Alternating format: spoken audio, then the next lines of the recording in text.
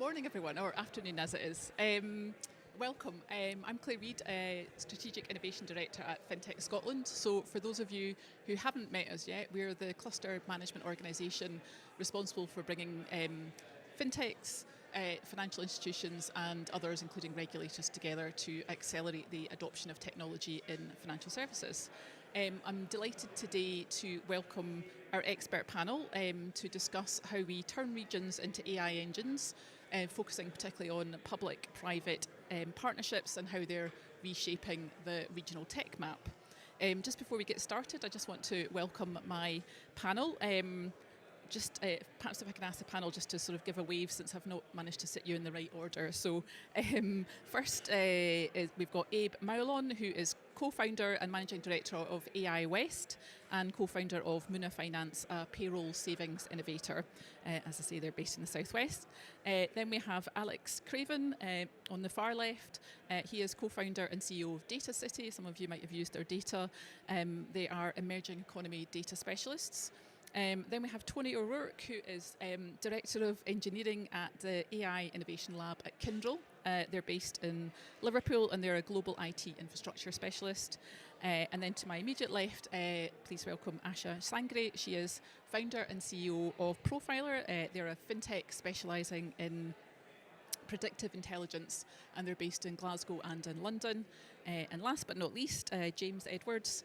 James is the founder of Truzy. They're a pioneering open banking powered platform designed to combat fake online reviews. So that's our panel, expert panel. We'll try and keep to time, but we've got a few questions for them today to share their views on the topic. So let's get started. I'm just going to sort of share a few facts about the FinTech cluster in Scotland just to get us started. It's recognised by the HMT review of FinTech as the third largest in the UK outside of London. We've been growing rapidly and now have 269 FinTechs with a footprint in Scotland. Edinburgh, as many of you will know, is recognised as the second largest financial centre in the UK. And some of the other strengths of the ecosystem include the Financial Regulation Innovation Lab, otherwise known as FRIL to its friends, the Scottish Centre of Excellence for Digital Trust, and the Finance and Health Lab. It's also home of the supercomputer in Edinburgh and a lot of fantastic academic expertise in AI, quantum, and lots of other fantastic things. But that's enough about Scotland. I'm keen to hear about some of the fantastic things that are happening in the other regional AI clusters around the country. So my first question to the panel is really, how are private-public partnerships in your region driving opportunity, expertise, and the adoption of AI? So I might come to Tony first on that one. Good afternoon, everyone. So our readiness report in 2025 suggested that 87% of leaders felt that the AI is going to totally change the way people work, the job market, but only 29% of them were actually felt the workforce was ready for it. So that's where the AI Innovation Lab came from Kyndryl. That's where we work with our customers to help them with their issues, solving them with AI in a safe and secure way. We work with local and global businesses to do that. Why did we choose Liverpool? So Liverpool has a massive amount of tech talent that's relatively untapped at the moment. Also, it's got it's an emerging as a digital excellence tech hub. Yeah, so we thought that's why we want to invest in Liverpool. We recently got a lot of support through central government, but our main support has come from the Liverpool City Region Combined Authority. They've been absolutely amazing with us and partnering with us, and that partnership is ongoing. It wasn't just an initial thing. They helped us source our building, which is a Grade 1 listed Royal Liver building, which a lot of people might have heard of. It's probably the most famous building in Liverpool, and as a local lad, I still pinch myself that that's my place of work, and I get to go there every day. But they've also helped us in other ways, so they give us a heavily discounted travel pass for our employees, and that enables our guys that they don't have to come in the car. They don't have to, parking's quite expensive, especially in Liverpool, but it also partners with the combined authorities, principles of trying to take cars off the road, so it helps both. We're working with local and global businesses, and I'm thrilled to announce we've just recently signed a deal with University of Liverpool Civic Health innovation labs, and we're going to be working with them to understand how we can leverage AI in the health sector. I think the biggest thing for me, the biggest win was I get to work and I get to go out to work with universities and local schools and explain to them what Kyndryl is, what AI is, what it's going to do, what it's not going to do. And when you stand in front of 200 year 5 and 6 kids, and my mum and dad were teachers, and my respect for them went through the roof, because it was absolutely terrifying to stand in front of year 5 and year 6 kids, but hugely rewarding, just to help give back into the community. It's been really really worthwhile and really rewarding for me. Brilliant, thank you. That's fantastic to hear. Asha, I might just come to you next. I know that your activities in Glasgow have been sort of, I guess, helped by sort of some of the work that you've done there, without sort of wishing to bring Scotland back into it. But what's the role of private-public partnership been to your business, and maybe tell us a bit about the business and how you've grown. Thanks, Claire. And everybody listening to me will know from this beautiful accent that I'm Scottish. I've been in Scotland for nearly 40 years, certainly bred in Scotland. And Scotland has a thriving community of universities, really skilled staff that work up there that I used to find myself on flights with. We used to get the red eye into London right back in the early 2000s. I didn't want to say that, but I'm now kind of giving myself away. But what that demonstrated is that there's a ton of expertise sitting outside of the geography of London, right, that we can all tap into. And what we've benefited from mainly is working alongside FinTech Scotland.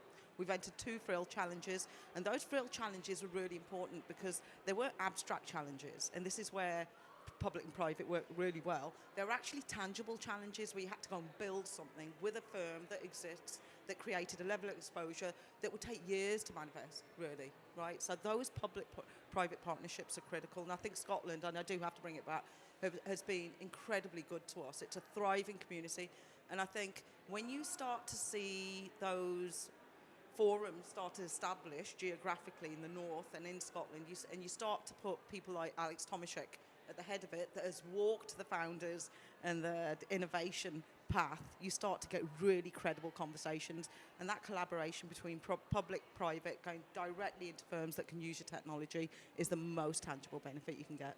Brilliant, thank you. And I didn't pay her to say that, but that's great to hear. And Abe, one of the things that we haven't sort of touched on is the kind of importance of that, the private-public partnership, but also the sort of triple helix. And most of the accelerators and innovation ecosystems around the country are working with government and academia. So tell us a bit about what's happening in the southwest with your own initiative on AI.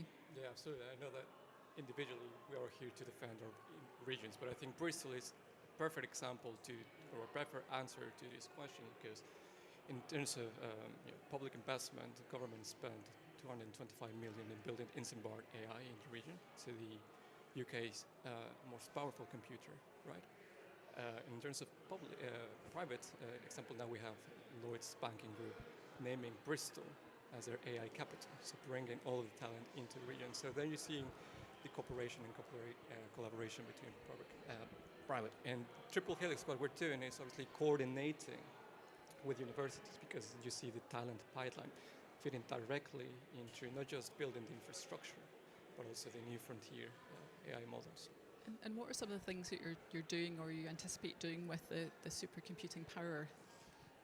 Well, there are very interesting examples across the world, so from drug discovery to health, smart cities.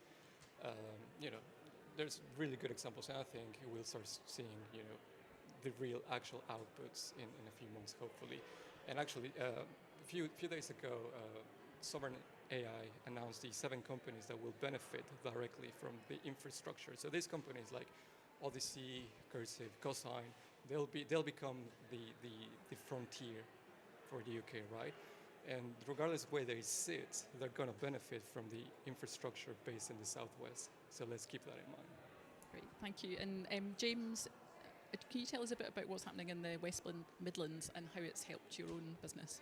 Yeah, no problem. So, hi everyone, I'm James. I manage a company called Truzy, which operates at the intersection of data security, smart data and AI. What we do is we enable people to verify their reviews using open banking essentially, and we use AI in the background to be able to verify the information. So, but it's really hard. So we're Midlands based, and it's generally really hard to start a business, a tech business especially. But when you're outside of London, it's particularly difficult. So when we initially came up with the idea, we benefited from a small cash injection through an accelerator scheme that was running in the West Midlands called Supertech Seeds, and it was only 10 grand. But with that money, we were able to develop the technology that underpins and be able to validate it and test it and start building a customer base with it. Since then, we've moved and started to use other public and private partnerships. So we've been working heavily with regulators, the FCA and the ICO. So because we're dealing with data in a very innovative way, and we're using open banking in a way that's never been done before across the world, both regulators have been really happy to work with us and been working alongside us in a very collaborative way. So it's not just within the region that's important, but also to have accelerators that are inclusive of all regions. Yeah, absolutely. And that cross-regional collaboration, I think, is going to be really powerful in future. So FinTech Scotland have collaborated with Supertech West Midlands on some of our innovation challenges in the past. I might just come to you, Alex, last on this question. I guess looking through all of the great data that you've got, you'll have a perspective on this as well, looking at the UK as a whole and where some of the sort of interesting clusters are emerging. Have you drawn any conclusions from your data about how this sort of private-public partnership is helping that growth? Yeah, I mean, it helps most in London, and that's really the point I wanted to make, is that the UK's productivity is stalled at best. The productivity of London is completely flat. The productivity gains to be had are most obviously to be realised in the regions. And the examples that everyone's quoting, and I was looking for somewhere around us, there's lots of examples where it's proven that public-private partnerships can cause spin-outs, can cause growth. In Leeds, where I'm from, we have NHS Digital and the NHS Spine, but the public-private partnership there is not very clear, yet it has indirectly caused more than one unicorn in the city. So there's obviously, we've sort of, I think mainly these are all great examples, but actually I think the message is we need a lot more. The Sovereign AI Fund is a missed opportunity. All the companies are from London. There are very clearly in the data clusters in the regions which would benefit from some support. The area was based in London. It could easily have been placed in Manchester, where you've got clear evidence of facilities like GCHQ and the accelerators they're involved in causing really exciting cybersecurity startups. In these we've got relationships with the universities again. So I think the message is it clearly works. It doesn't just work in London, and actually we'll talk about it in a minute. But you've also got this problem that a lot of the places where we keep putting this stuff don't actually want to grow, and there's a real opportunity in the UK for us to do better. Yeah, absolutely. Well, we might come back to that and explore that a little bit more in a second, but that kind of leads into my second question, which is just, I guess, playing devil's advocate. Why does it matter? And you've answered it to some extent in terms of that sort of flat productivity in London and the opportunity elsewhere. The recent City UK report, I think, sort of confirmed 2/3 of financial services is outside of London, and also that there's a sort of £53 billion opportunity if we address what's in front of us in terms of the opportunity for financial services to become more productive with the use of technology and some of the other recommendations they've made. So maybe I can come to the rest of the panel on that question as well, and just what are your thoughts in terms of why does it really matter that some of this activity is happening outside of London and not necessarily in London? So Abe, I'll maybe come to you first. Yeah, I think diversifying it's key here. Like you shouldn't put all of your eggs in one basket, and I think it's about giving back to the community as well. So I think in the Southwest we have a really strong ecosystem to build business off the ground, not just AI or FinTech, but advanced manufacturing, even quantum and robotics, which will be the next wave, right? And what we're seeing is some of these businesses forming there, growing there, leaving the nest to come to London, and then eventually just leave the country because we didn't, manage to keep them in the region, right? So I think that should be a priority, and that's how we actually build sovereign AI or sovereign, whatever. So you keep the company's development, the innovation in the regions. And that's about supporting a range of institutions, isn't it? It's about supporting the universities, it's about supporting kind of the enablers and the people that are sort of trying to build these connections. Tony, do you want to come in on this point as well? So why is it important that also happens outside of London? It's two things really, Claire. So I'm someone who was born in the city of Liverpool. I went to university there, and I was fortunate when I left university to go to work for an organisation where they used to take on 16 grads every year. Yeah, and I've managed to build a career and stay in my home city of Liverpool. Unfortunately, I was the third last of cohort of that organisation, and they stopped it. And after that, there was nothing really in Liverpool for you if you wanted to work in tech. It was a real bugbear of mine that people were coming out of university and they were going to Manchester, Leeds. We were just losing all of our tech talent to Manchester and Leeds. This role at Kyndryl, the main reason I took this role was because what Kyndryl are doing in Liverpool now, it just turns it all on its head. In the last 9 months, we've taken on 50 apprentices and 10 grads. And I tell you what, the apprentices and the grads of these days, they've just got no fear. Yeah, they just think they can do absolutely everything, and it just keeps old people like me on my toes. It's real, it's brilliant to see. It really gets me out of bed of a morning. The second thing is, it's been well documented down the years that Liverpool has had its challenges over the last 30 to 40 years, and there is a perception of Liverpool that's what it's still like. Liverpool, for me now, I'm massively proud of my city. It's back on its feet. You see tourists every single day of the week. It's not just dead in the week. It's actually really vibrant, and I love customers coming to the lab and actually saying, "God, my perception of Liverpool was wrong." It's a really, really up and coming city. It fills me with massive pride. I'm a really, really, I'm a proud Scouser. So that not only helps us get more people to come and visit the lab, so more footfall for customers or potential customers, but it's also pumping more money into the local economy. So, staying in hotels, into restaurants and all that. Everybody wins. Everybody wins. Yeah. And that talent and quality of life is undoubtedly important, as well as access to kind of the academic expertise. It certainly is. And what we're finding as well is there's a lot of people who are from Liverpool that are working in Manchester and Leeds, and they have to travel to Manchester and Leeds, 3 or 4 times a week, and it's a difficult journey. Yeah. They're now asking us, when have you got roles for us? We want to come back to Liverpool. Yeah. So yeah, as I say, it's a win-win. Yeah. And Asha, as you look ahead to the growth of your business in future, what are you thinking about in terms of where you would like that growth to be, and what sort of factors into your plans? Yeah, we didn't have to think too hard about this because we knew where we wanted to operate. We knew we wanted to operate in Glasgow, right? And it's not just because of my heritage in Glasgow and my relationship with Glasgow. Glasgow has something like 8 universities within spitting distance of the centre.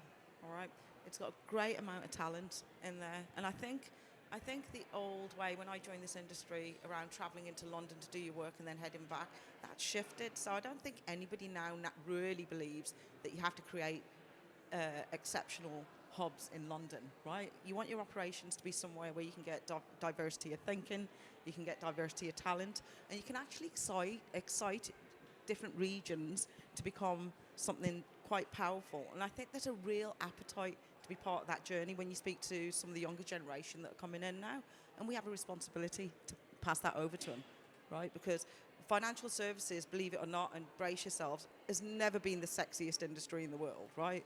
But you've got a real opportunity to make it that, because financial services is problem solving, right? Okay, if you can problem solve and you can sit in front of technology and really think about it, and our generation is born into this, remember, we weren't, right? I think you can excite enough to do that, and Glasgow to me is perfect. Yeah. You've heard it here first. FinTech is sexy in Glasgow. So, James, any final comments from you in terms of kind of, the why things should and could happen for your business outside of London? I think just in case there's anyone here with some making some decisions around that, I think it's about everybody kind of making an incremental change to favour regional development, but not. I mean, we're kind of positioned here as kind of like, defending our regions. That's not kind of what we should be doing. We should be looking holistically as a country and whether we can facilitate economic growth, wherever it may be, because you don't know. There might be someone in Newcastle, with a brilliant idea who needs that to be able to needs help to manifest that. And it's going to take a lot of things. For example, near sourcing. So in Birmingham, we benefit from a lot of near sourcing of financial services businesses. That then helps to facilitate increasing growth and skills. But there's also increasing entrepreneurialism. So we don't necessarily have significant amounts of that in Birmingham, especially on the tech side. So we're the only open banking startup for about the last 10 years, well, for the last 5 years in Birmingham. So we're unique, and I try and do as much role modelling as I can, and I think it's an obligation on all of us, in the panel, to be able to role model that and to be able to help facilitate the entrepreneurs of the future. Brilliant. I think that's a great point. So I think we're sort of maybe getting close to time. So I'm going to come on my last question. I'll come to you first, Alex, because I imagine you probably have a few thoughts on this question, which I suppose is what you would actually like to see, whether it's sort of at a regional level or a national level, to help unlock the UK's ambition, not for the fintech sector nationally, wherever that may be. More of the money going into the regions to allow it to. The point is that create a bigger pie, right? London is obviously a huge jewel in the crown of the financial services sector of the UK, and it's a globally competitive city. But if we want to create a situation where London no longer subsidises the rest of the UK, which is the current situation, in a city which is no longer building any homes, its productivity is stagnated, you have to admit that the opportunity to continue to grow the size of our pie and remain internationally competitive lies in putting some of that outside of London. And in doing so, you level up the rest of the country, which helps London to grow again. And that, I think we've just got to get over that piece. Even like places like London, Oxford and Cambridge, they won't build. So, Cambridge is now partnering with Manchester to move more of the life sciences side out of there. And if we can get that going, we can actually create a much more prosperous, productive and growing UK economy, which means we all benefit, right? And we've got a huge global export opportunity in our fintech products and services, and we should be really focusing on the global market, not concentrating it all in one city in our domestic market. Yeah, absolutely. It's that sort of how do we consolidate to compete more effectively globally? And when you say more money, what are you thinking? Are you thinking sort of investment or public investment or all of the above? It would have been amazing if Aria had been based in Manchester. £500 million would make a real difference, and that wouldn't have just helped Manchester. It would have piled on the stuff that's already there and would have helped them all. I'm from Leeds. Sorry, I can't quite hear. Sorry, I'm from Leeds, and it hurts me to point money to Manchester, but it would have been good for the north and the country. And I think it's more of those decisions which they're a political decision. If you just do it on a sort of hard-nosed commercial basis, you wouldn't make those decisions necessarily because the maths will stack up. Always back the current winners, but then you'll always get what you've always got. You've got to take some bets on some slightly different strategies to change the conversation. Yeah. And that would have been good. Yeah, absolutely. I'll just quickly come across the rest of the panel, and then I think we might be being encouraged to wind up. So, Tony. Yeah, pretty similar to what Alex has just said. It's not everything has to originate in London. Not everything has to be London. And not everything, even the now. Abe's in Bristol, we're in Liverpool. It's taken me to have to come to London to meet Abe. We need to break that cycle of everything have to come through London. Yeah, how do we connect all the regions together? But as I say, the byproduct of that and the benefits of that is what Alex has just described. Great, thank you. Abe, what one thing would you like to see that would help unlock ambition for the sector or for the Southwest? Collaboration across the regions, right? More collaboration. I mean, fintech is a very good example of that. So there's a fintech national network. Why can we have a similar for AI? Great. James? Just one quick one, really. Just regardless if you're private sector or public sector, if a decision comes across your desk and there's a regional option there and it's viable, take the regional option. Thank you. Asha? Mine's super simple. I'd just like to target industry to have to invest in innovation outside of London. Targeted innovation to help the UK economy grow and to help these centres flourish. Absolutely, thank you. Well, please join me in thanking our panel today. I think we're just about out of time. I'm getting the nod. So, but yeah, thanks to all our panel. And I guess one ask might be, if you do want to know more about what's happening in any of the regions that we've talked about, please do come and talk to us. Thank you.